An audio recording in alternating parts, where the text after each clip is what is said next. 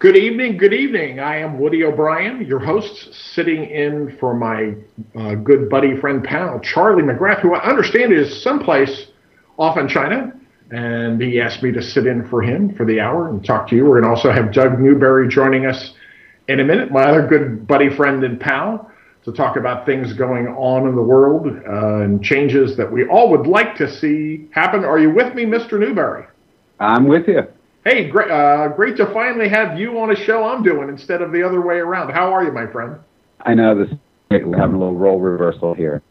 Yeah. Hey, I have to ask you, did you see the story today about the Fed had to pull a deposition in a Bank of America civil lawsuit because it turned out it lied?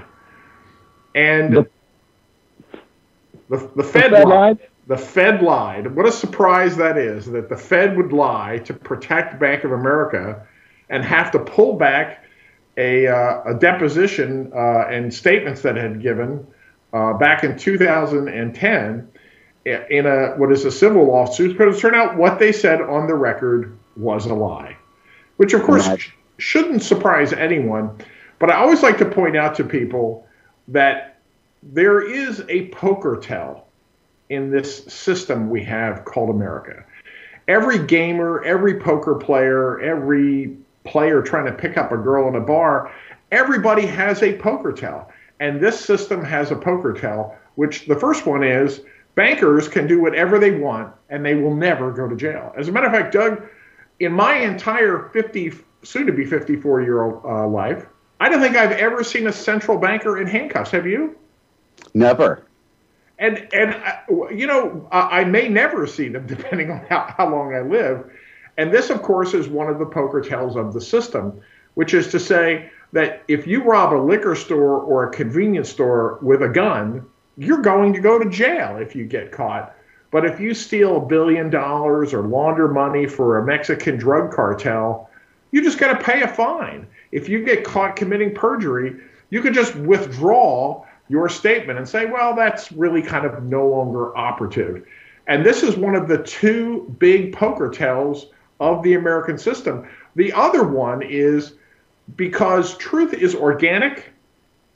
Truth doesn't need to be retold time and time again, but a lie does, which is why when you hear the government and politicians and banks continue to repeat the same lie over and over and over again, it's because they're trying to sell it. And I would say it's important to understand these two poker tells. So one, you stop believing the government when they're telling you the same lie over and over again, and you learn to recognize that it's a lie and to know that this system is totally corrupt. And the fact that unlike Iceland, who did the right thing and threw bankers in jail, we don't have any bankers in jail. What do you think about that, Doug? Well, you know, I take back my previous comment because Iceland did send some bankers to jail, right? Most of them fled like rats fleeing a sinking ship, and of course that was to be expected. And you're seeing the same kind of nonsense in Cyprus right now, too, the rats fleeing the sinking ship. But do you remember, Woody, and I'm quite certain that you're old enough to remember the savings and loan crisis back in the day, and there were like 1,100 bankers that went to jail. Now, I'll guarantee none of them were central bankers. But nevertheless, I mean, that was how far we've come since those days where, you know, bankers had to gasp and perish the thought, you know, obey the letter of the law. And, you know, that's just not the world we live in anymore. That has been made clear. Well, you know, as long as we're going to talk about that savings and loan crisis, we need to give a shout out to one guy who is at the center of why bankers went to jail, and his name is Bill Black. He wrote a great book, said the best way to rob a bank is to own one. And he was in charge of that, the trust resolution company that was in charge of that. And they made criminal prosecutions that stuck. If it wasn't for him, there wouldn't have been even, although I have a hard time even calling what were then the savings and loans. That wasn't really a banking institution in the sense that J.P. Morgan is a banking institution or Citibank or Goldman Sachs. I mean, Charlie Keating and guys like that who, you know, gave money to John McCain and gave money to Mother Teresa. I mean, they were they were small-time petty criminals compared to Jamie Dimon or Victor Pandit or Lloyd Blankfein at Goldman Sachs. Well, it's funny because like you said, if it's a lie, they have to keep telling it, right? They are trying their best to convince everyone that this crisis is behind us, Woody. Well, I'll tell you one person no one is convinced this crisis is behind us is David Stockman, the guy who was Reagan's bean counter back in the 1980s. He's released a new book that he was on Bloomberg today, and we'll hear him a lot in the media in the next week, basically saying how the Fed screwed it up and how capitalism has been destroyed by banksters, control of government, the Fed, and how the economy is in terrible shape. And it was interesting because as I watched the interview, I realized David Stockman had really come 180 degrees. He almost sounded like Peter Schiff. Well, wasn't it even Alan Greenspan who said that we need to end the Fed? Well, Stockman was very, very specific in his interview, and he coined the term state wreck and said a lot of this goes back to Roosevelt, who weakened the gold standard in 1933, and Richard Nixon, who did it again in 1971, and of course Greenspan for keeping interest rates too low too long. But even Greenspan was a piker compared to what Bernanke has done in terms of interest rates. But that's a very specific thing to mention the gold standard. That's almost a heresy on a mainstream Wall Street network to talk about the gold standard. Oh, absolutely, because if you advocate the gold standard, right, or even entertain it, the presumption is that there's something wrong with the fiat standard. Well, and you don't want to get people talking about that because they'll come to some conclusions. Well, that could be the third poker tell of the system, is anything the government tells you is horrible and bad probably is great. And you could say that not just about the gold standard. You could say that about organic food or raw milk or owning a gun or all the other things that government propagandizes people that they should not do because it's a terrible thing. And in fact, all it really is a challenge to their power. Absolutely. They're not going to allow challenge to the power. I mean, you see it play itself out all the time. States attorneys generals rolling over for a banking settlement, Gaddafi, Saddam, Iran, the bankers just don't roll over. And how big you are, the current system that operates, that's how the movers are to get rid of you. So it can help you if you're like Gaddafi trying to start a gold-backed dinar. Well, it's a dangerous thing for any country to want to shun the U.S. dollar in favor of some kind of other currency system, because that's a great way to get U.S. troops dropping out of airplanes. And speaking of that, Doug, what do you think of all this saber rattling that's going on in North Korea? I think it's very, very interesting because essentially everything that's being said here, we're supposed to take it on the faith of the U.S. government that this time, finally, for once, they're telling the truth about a bunch of bad guys. Well, I mean, I tell you, really have read it, makes me a little concerned. The other thing that makes me a little concerned is with Kim Jong-il back in the day, he would sit around, he just a couple of missiles of himself, and he would negotiate some sort of an aid package or people to pump him. And that he was ready to say, right, and he'd get a package for his people, and he would come. I don't know what Kim Jong-un is trying to do. Maybe there's some sort of an interior thing where he's his military leaders. Well, we'll get to more about North Korea when we come back on the other side of the Charlie McGrath Show.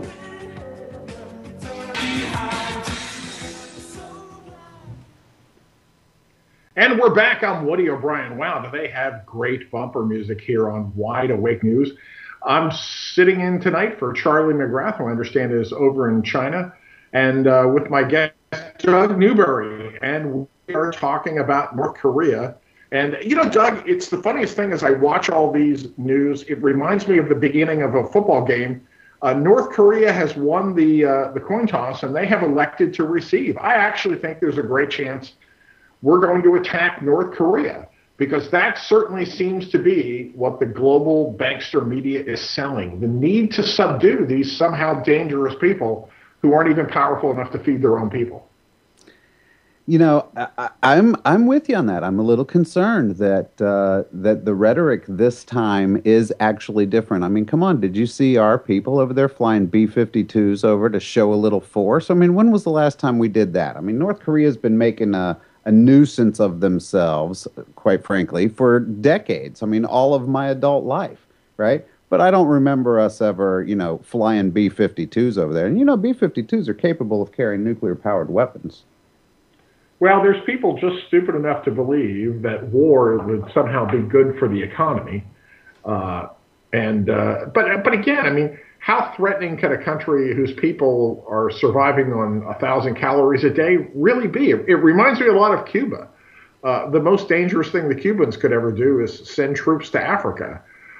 I can't imagine. First, I don't believe that the North Koreans in a closed society have kind of war-making technology that we get from Donald Douglas or Northrop Grumman or other very high-tech. I just don't think they have wherewithal to get in the ring with the U.S. And again, what would be considered victory if you're North Korea attacking South Korea or provoking the United States? You're starting a war. You're obviously not going to win unless you're delusional. And the problem I have with this is all the news about this is one-sided. The North Koreans are wackos.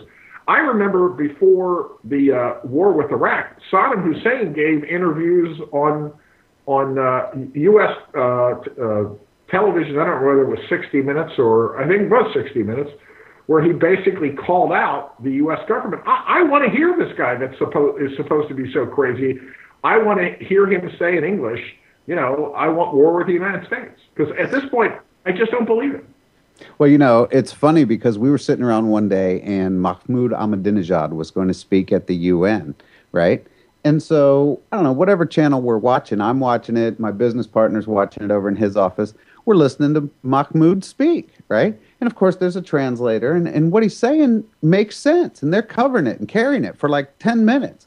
And we're like, wow, he's a fairly interesting guy, fairly entertaining, had a couple of chuckles in there, right? I mean, he's making a lot of sense, right? Well, immediately, they couldn't have this. They cut away to a panel of talking heads to tell us why everything that he was saying is a lie and that we shouldn't believe it and he's an awful man and no. But I'll tell you, I went and I read the transcript of his entire speech, and, you know, I tell you what, he made more sense than they did. Well, as I recall, he's a trained economist who believes in a gold standard. And, I believe he is. They're one of the very few countries that doesn't have a Rothschild-controlled central bank, which, again, this could be poker tell number 4 of the system, is that if you don't have a Rothschild European-dominated central bank, you're going to be an enemy of the United States. You're going to be somebody who we call crazy and out of their mind and somehow have to save the world from. Iran is another example of a country that has a relatively poor population. They're not really a danger to anybody that I can see. And like most Middle East countries, they're a danger maybe to their neighbors. But if you believe that the U.S. should have a strong defense, that means a defense. It doesn't mean that we need to be involved in spending hundreds of billions or trillions of dollars getting involved in every little squabble around the world. And to me, the craziest thing about North Korea, and also this is true of Iran, is people are so worried that they're going to have a nuclear weapon. When in fact, the real reason most of these countries want to have a nuclear weapon is because that's how you're protected from the United States. Well, we do not invade at the big boys table. Well, it does, but we're not going to invade a country that has the nuclear capacity to fight us back. We're the world's bullies. We're certainly against bullying in elementary school and in high school here at home, but we're certainly not opposed to bullying everybody. if any country should not be allowed to have nuclear weapons, it should be us, because we've used them in a war crime to kill people, and we're the last people to make judgments about who ought to have them in order to keep us from invading them.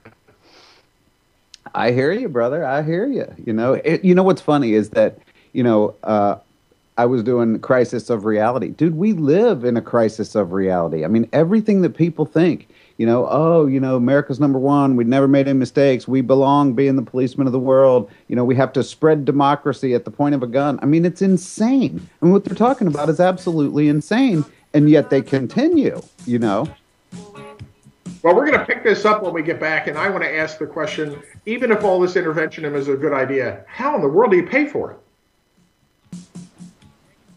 Hey, I'm Woody O'Brien, and welcome back. I'm here with Doug Montgomery, and let's pick up right where we left off, Doug. All right. Where was that? I think we were talking about North Korea, weren't we? Well, we were, and then we segued into the break a couple of more topics. But, we were talking about one of the ways to really get yourself in trouble is to stop using the U.S. dollar as your currency. And there's been a lot of that going around. The Chinese and the Russians are playing ball. Do you remember when the Russian rubles collapsed and they were worthless, right?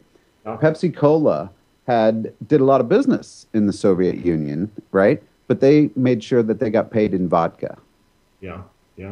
Well, that can be a dangerous thing. It didn't do anything good for Muammar Gaddafi's health. It didn't do anything good for Saddam Hussein's health. We'll have to see if Kim Jong-il or whatever this guy in North Korea is. And, of course, we're always after Ahmadinejad and the Iranians. We always want to seem to declare these fake wars on people who don't want to take our worthless toilet paper country or money. And, today in the news, here's the story that now the Australians and the Chinese are going to have direct currency conversions without the dollar intermediary. And you have to think, Doug, that eventually all of these countries are going to catch on that they can make side deals to avoid having to play around or do transactions in the world's reserve toilet paper, the U.S. dollar. Well, I tell you, it's an absolutely, that is when, and I've said this for maybe, a year now, when, everybody's talked about currency collapse, they all think it's about the bond market and this and that and the other. But the bond market, obviously, we know is being blatantly manipulated by the central banks around the world, buying their own debt, right? Digitizing, monetizing, right? Absolutely. Right. So here's the thing. It's not the bond market that's going to pull the rug out from underneath the whole financial system. What it is it's going to be the petrodollar status. As soon as all the countries find a way to trade for oil without using dollars, all those useless dollars that are scattered all over the globe are going to come flooding right back home here. And that's when the inflation is going to go nuts. I mean, that's kind of the linchpin in my mind. Well, I think a lot of people look at this problem and they think, one of the issues is you need some kind of a global currency. You need to have a reserve currency of some sort in order to, facilitate all this foreign trade. And I always say for 5,000 years, we've had two global currencies, and they've worked perfectly for those 5,000 years. The one is gold and the other is silver. And try to imagine, if you could for a second, what the world economy would look like if all 7 billion of us operated on the exact same currency standard. What are things priced for in a gram of gold or silver or an ounce of gold or silver? If everyone got to have global commerce without the manipulation of currency. Because the thing that people don't realize is that global trade is a good thing, but global commerce is not, because it requires these currencies and debt to get in the way. I would much rather see us have a system where if a country wants to sell something to the U.S., it has to get paid for it, buy something from the U.S. If China wants to sell stuff in Walmart, it should have to take some Caterpillar tractors and some Ford cars. It would be much better if we had a trading system that was not based on the exchange of random pieces of paper with pictures of famous dead white guys on them. Commenter in the chat box has problem with same SOBs control the gold and silver that now control the toilet paper. Meet the new boss, same as the old boss. Well, but I hear that and I go, how do we know that? The last time I checked, there's an awful lot of gold and silver that is in private hands. And when you say people who control that, well, do they control it in real bars? And where are they? Or is it just more paper ETFs and options and shorting? I think a huge step in reform would be to say to all these big banks, you've got no reason to speculate in bullion or commodities. Get the heck out of them. Well, here's the thing. I suspect it goes down like this. If the gold and the bullion was really going to be the vehicle from this failing global Ponzi system into whatever comes next, right?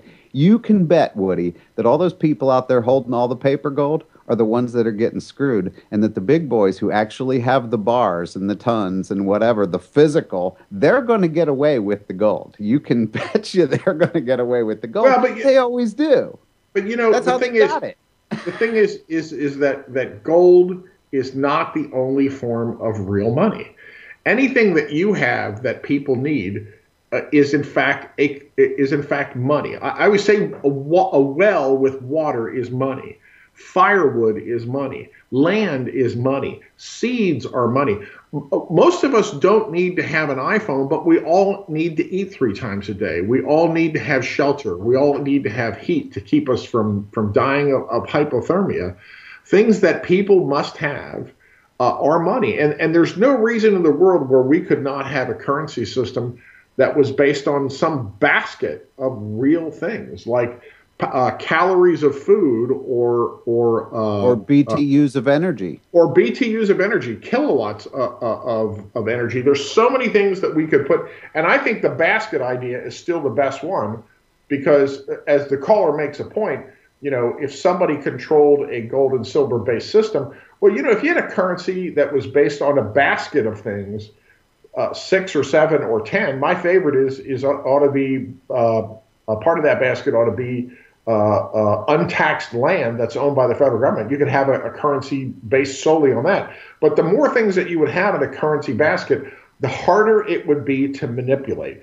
Because I will agree with the poster in one sense. If we did have a pure gold and silver based system, there are teenagers at prep schools in New Hampshire right now who will be working at trading desks at Goldman Sachs in 15 or 20 years.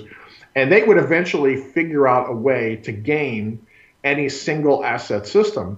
But as you and I both know from managing money, it's very, very hard to manipulate 6 or 10 or 12 things at the same time if that's what your currency is based on. I hear you. A big diversified basket. That's what the globalists are going to sell you, Woody, once the dollar dies. And they're going to have to say, well, we tried it, so we're going to build this commodity basket of a global currency. And you can trust us folks up here at the IMF and the World Bank because we've been looking out for people for decades in these third world countries, providing them with the infrastructure they need to make our better life for their people. And, we're really going to take care of this so your politicians can't screw this up on a local basis anymore. We're going to send everybody a stimulus check, Woody. We want you guys to be down with this new plan, and we're going to refinance all your government's debts and deficit spending so that we can get the global economy back on track. So just hang in there with us through this transition period because we know what's best. Well, my answer to that is, if I have land and water and firewood, I don't need you. I don't need your currency system. I don't need your debt. I don't need your fiat money. I can feed myself. I can keep myself warm, and I have water. Dude, you're like some kind of terrorist. I mean, if you're not totally dependent on the system, man, we don't need guys like you in this new world order because, we're all part of the collective, Woody. Your individuality and your liberty-mindedness is just something that we can no longer find acceptable. Well, before we go to the break, I have to tell you, I made a post on Facebook today that speaks directly to that. I'm Woody O'Brien on Facebook. I'm the only one there. And I said, if everything you do outside your bedroom and your bathroom requires a permit or a license or a permission from Uncle Scam, and most of the money you earn in a fiat currency that's actually worthless goes to pay taxes. Wake up. You're not free. You're a slave. You're a slave. Welcome to America. Hey, well, when we come back from the break, we're going to talk a little bit about Stockton, California, and some ex-CIA agents arrested for the garden in their basement. And we're back. I'm Woody O'Brien of abolishfiatslavery.com, a website whose title is pretty self-explanatory as to what it is we're about. And I'm here with my good friend, Doug Newberry. And Doug, we have another big American city, this time Stockton, California, which is a pretty good size town. It's not little peanut Harrisburg, Pennsylvania, one of my many former hometowns going into bankruptcy. Stockton, California, that's a pretty big fish. What do you think?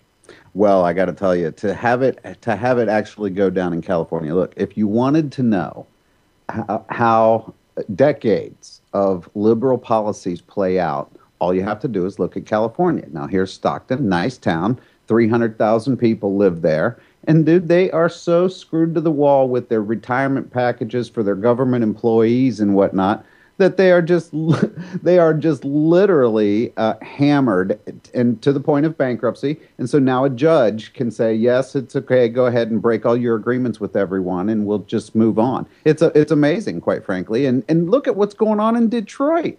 You know, now they get these emergency managers they send in to override and work with all the locally elected officials who clearly don't have a clue. Well, you know, bankruptcy is the answer when you have unpayable debt. It'd be nice if the people in Detroit would learn that. But I will tell you, I have a feeling that someplace today, Meredith Whitney is smiling because she was ridiculed last year when she said there's going to be big bankruptcies and there's probably going to be a lot of them. I think there's a chance this Stockton, California is going to be the finger coming out of the dike. I think there's going to be more, and I think there's going to be bigger ones to come. Because the truth is whether you're a country like Iceland, a city like Harrisburg, Pennsylvania, or an individual who's drowning in debt, the dumbest thing you could do is continue to come up with plans to kick the can down the curb, to make the problem bigger, to do refinancings.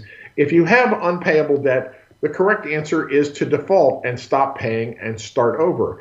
The interest that you pay your bondholders or banks is the money you're paying them to take on the risks that you might not be able to pay back. If you can't pay it back, make them eat it. That's what they got paid the interest for. It's nice to see a town like Stockton basically say, there's no way for us to get out of this, so we're going to wipe it all out. Well, you know, it's the dirty little secret of the banking business is that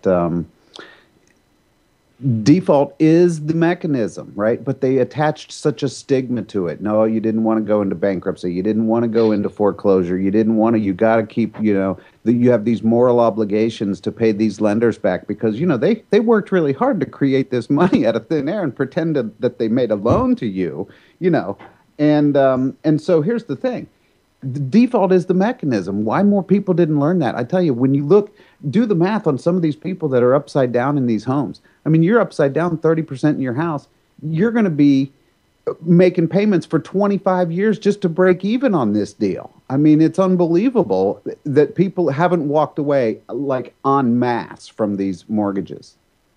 Well, it's one of those things that the average person is so brainwashed to think about their credit score. Oh my God, I could end up with a bad credit score.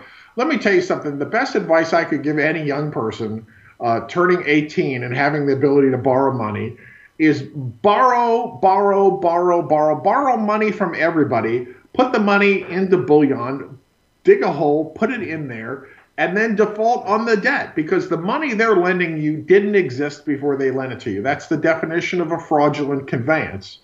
And the truth is, if they're dumb enough to give you unsecured money for you to do whatever it is you want, you should be smart enough to take it. And the fact that you will destroy your credit rating is a good thing because you'll be forced to spend most of your early adult years not living in debt if no one will lend you any money. You know what's funny, dude, is that my son is a teenager, and I told him, I said, do you know what a good credit score is? And he said, what? And I said, it's like front row seats to a game you don't want to see. Yeah, I don't know why anybody should care about their credit score. Your goal should be to be independent and be wealthy and be secure, to never have to borrow money. Borrowing money is a terrible bad thing. It's funny because under normal circumstances, I would agree with you. Sadly, though, now your credit score determines how much you pay for car insurance. It determines all kinds of other things about you, right? Like whether or not you can get a job. Potential employers will look at your credit score. All kinds of people are using your credit score for all sorts of reasons that have nothing to do with loaning you money, by the way.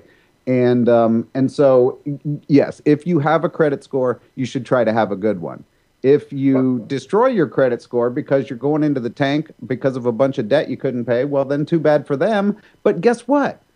When you go into the tank, Woody, once you've defaulted on your debt, the dirty little secret is they know you can't do it again for 7 years. So the very next day you're getting pre-approved MasterCards. I'm not kidding. Oh, absolutely. I know that happens because I have seen circumstances where people have defaulted on huge amounts of their credit card and their credit score barely went down at all. I know a couple of years ago when I sold my last house and had zero debt, not even mortgage debt to anybody for 3 years, my credit score never went up. And I thought, well, how could that be that all of a sudden I'm so much more creditworthy and my score doesn't go up? But recently we bought this wonderful farm and property. I'm now $900,000 in debt and it didn't even go down. Well, and you just realize it's irrational. Here's the thing. Here's the dirty little secret that the bankers don't want you to know. Dude, they love people who don't balance their checkbooks. They love people who pay late. They love people who go over the limit. If you have an 800 credit score and haven't borrowed any money in 15 years, they're not making a dime off of you. They'll send you checks. Please borrow money from us at 0%. They're trying to get you hooked on the crack like everybody else. Well, they love these people who are behind all the time. That's not entirely true to say they've made no money because they're collecting merchant fees from the credit cards transactions as you're doing, even if you're like me and you pay the bill off every month. Right. Those are just convenience fees, though. I mean, you know, they're transacting. They're actually doing something, you know, for the money. It's the interest they're not doing anything for.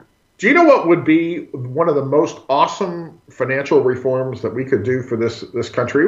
This would be a terrific thing, and everybody would be in favor of it, to say that if you accept credit cards for transactions at your business, and your credit card merchant fee is just say 3% as an example, that you must, by federal or state law, give people who pay cash a 3% discount. I have to tell you something. We could destroy the credit card business if it wasn't subsidized and people who go to buy something have to pay the same price, cash or credit. I mean, there's some gas stations where you can get a better deal if you pay cash, but every store ought to be required to do that because, boy, could we put a crimp in these banks if they were not on an equal basis with people who paid in cash and created no counterparty risk with the debt. Dude, you want to talk about no counterparty risk? How about J.P. Morgan getting 3% of the food stamp cards? Oh, that's just crazy. But, you know, J.P. Morgan is such a criminal organization. Can you really ever be surprised by anything they do? No. And no. Going back to these guys, dude, you want to talk about corporate welfare? How'd you like to have 3% of food stamps?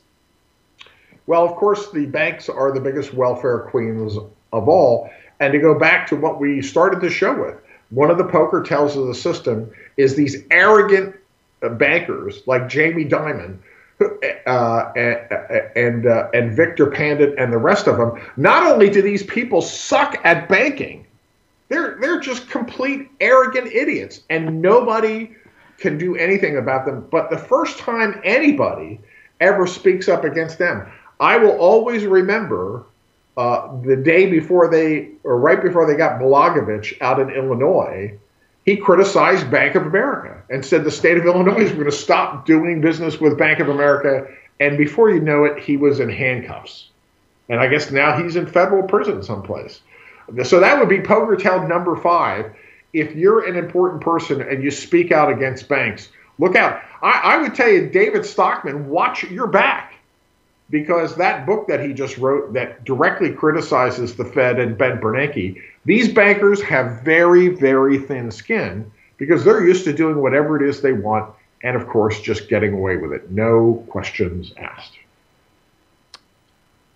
There we are. I mean, that's where we are, dude.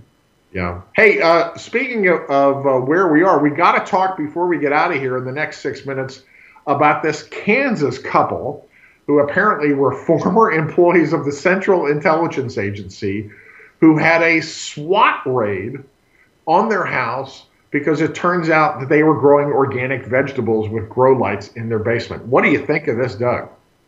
Well, I got to tell you, that was,